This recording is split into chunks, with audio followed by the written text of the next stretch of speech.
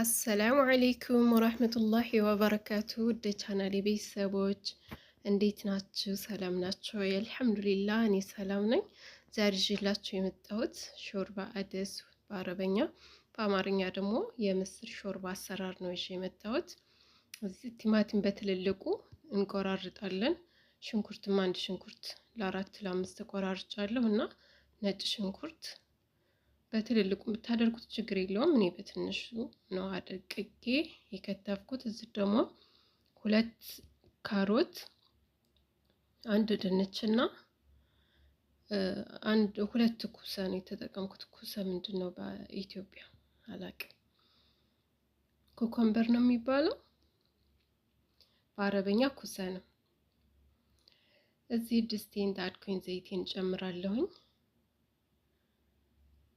ከዛ ሽንኩርቴንና ነጭ ሽንኩርቴን አንድ ላይ አድርጌ አቁላለዋለሁኝ። ያን ያክል ብዙም ባታቁላሉት ችግር የለውም። ያው ለሾርባ ስለሆነ እንደዚህ ግዴታ ምንድነው ጎልድ ከለር እስኪሆን ድረስ ማቁላላት ማይጠበቅብንም። ነጭ ሽንኩርቱ በጣም ስላደገኩት ቶሎ የማረር እንትን አለው። እንዳይቃጠልባችሁ ተለቅ ተለቅ ብታደርጉትም ትችላላችሁ። እንደዚህ ትንሽ ካማሰልኩት በኋላ ቲማቲሙ የራሱ ውሃ ስላለው እንደምታዩት አይነት ከለር አመጣ።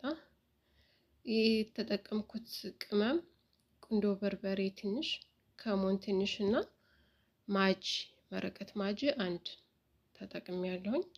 ከዛ ጨው፣ ሌላ ምንም አልጨመርኩም።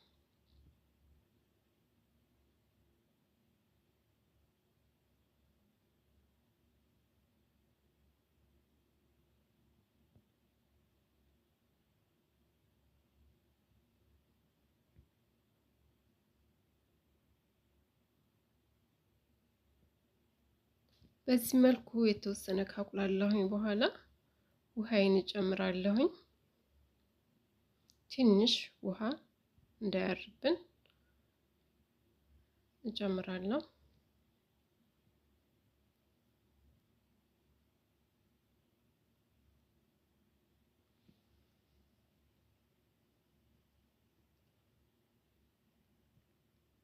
ምስራችሁን ቀድማችሁ አጥባችሁ የተወሰነ ብትዘፈዝፉት የተሻለ ነው።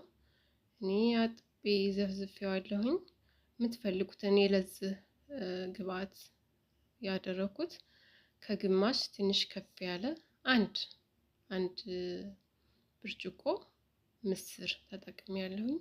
እዚህ የቆራረጥኩትን ድንች፣ ካሮት እና ኩሳ ጨመርኩኝ።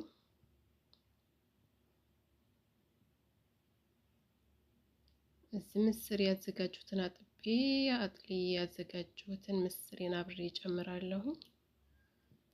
አብሮ ይብሰል፣ ችግር የለውም ከፊት ከኋላ፣ ምክንያቱም መጨረሻ ላይ ስለምንፈጨው ከበሰለ በኋላ ማለት ነው።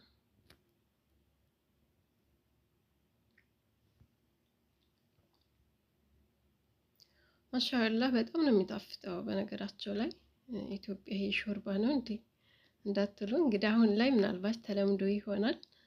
እኔ ባለው ሰዓት ግን የምስር ሾርባ ይቻላል ነበር ኢትዮጵያ ላይ። እዚህ ደግሞ እንደምታዩት ቂጣ ነው። ይሄ ስሱ ቂጣ ኤች ልብናን የሚባለው ነው። ቆራርጬ እዚህ በእንትን ምንድነው ሐዋኢያ በሚባለው ጎልድ ከለር እስከሚሆን ትንሽ እጠብሰዋለሁኝ። በዘይትም መጥበስ ትችላላችሁ፣ ግዴታ ያ አይደለም የሚያስፈልጋችሁ። ያው ግን ዘይት ለማትፈልጉ በዚህ ብትጠብሱ ከዘይት ነፃ የሆነ ነው። ሙሉ ለሙሉ ባይሆን፣ ምክንያቱም ስፕሬ ተጠቅሜያለሁኝ፣ በኻህ ማለት ነው። የዘይት በኻሁን ትንሽ ረጭችበታለሁኝ። እንደምታዩት እንደዚህ ጎልድ ከለር ሲሆንልን እናወጣዋለን። ይህን የፈለኩት ለምንድን ነው?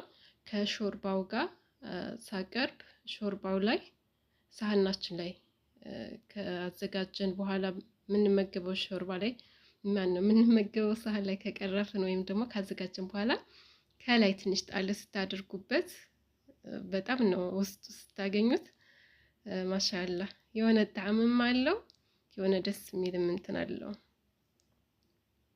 እዚህ ውሃ ጨመርኩኝ፣ ምክንያቱም ምስሩ ሲቆይ እየወፈረ ነው የሚሄደው። ጥዳችሁ ብቻ ዞር እንዳትሉ ቸክ አድርጉት እየተመለሳችሁ። እንደምታዩት በደንብ ነው ውሃ የጨመርኩበት፣ ምክንያቱም ስፈጨውም ስለሚወፍር እንዲሁም ደግሞ ያው እስኪበስል ስለሚያስፈልገው። እዚህ በሰለልኝ፣ ጨረስኩ። አሁን ልፈጭ ነው።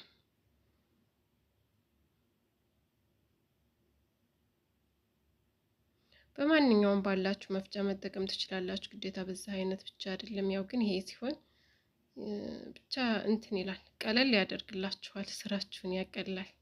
ይሄኛው ማለት ነው እዛው ብረት ድስቱ ላይ ስለምትፈጩት።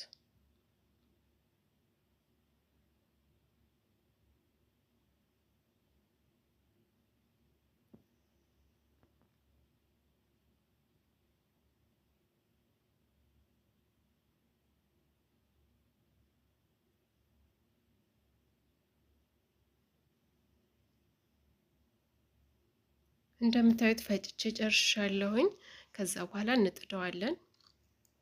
ቀነስ ባለ እሳት ከጣድነው በኋላ የተወሰነ እንድፈቀፈቅ እንተዋለን። ጨው አንሶትም ከሆነ ደግሞ ጨው እንቀንሳለን። ምናልባት ከወፈረባችሁ ራሱ ውሃ መጨመር ትችላላችሁ። ሙቅ ውሃ፣ የፈላ ውሃ መጨመር ትችላላችሁ። እንደምታዩት ቅጥነቱ ይሄን ያክል ነው።